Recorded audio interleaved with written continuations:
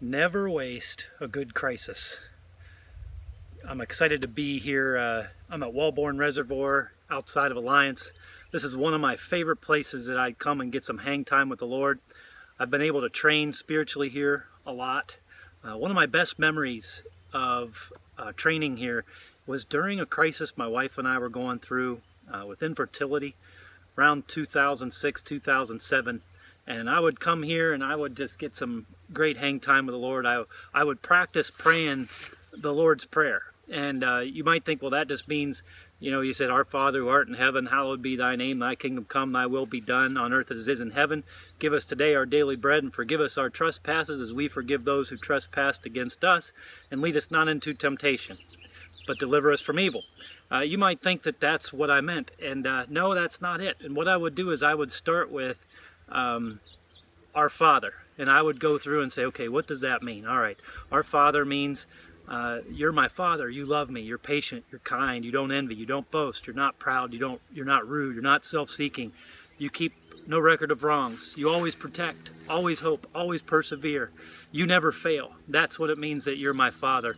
And then who art in heaven? Well, that means you're not limited to the rules and the regulations of the world that us fathers are limited to here on earth. And I would think about what that means and the miracles that God could perform in my life. Hallowed be thy name. Holy is your name. Set apart is your name. You're unlike any other God that I know. You're way beyond, way greater than anything I could ever imagine. You could make an axe head float. You could make men run through a fiery furnace. You could part a sea. You could bring men back to life.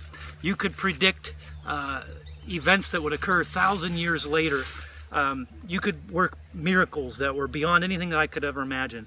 So Our Father, who art in heaven, hallowed be thy name. Thy kingdom come. It's not about my will, but your will. It's not about my comfort, but it's about who I become here in your kingdom. So your kingdom come, your will be done.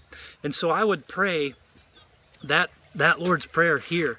And here at Wellborn, and I had a breakthrough time. It was right up here on this bridge when I was sick and tired of having this habitual way of thinking during this crisis.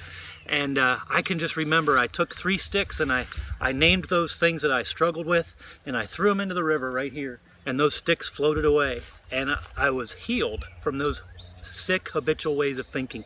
So as we prepare for communion today, I just want to encourage you, use the Lord's Prayer. If you're having a hard time focusing, use the Lord's Prayer to help you train spiritually.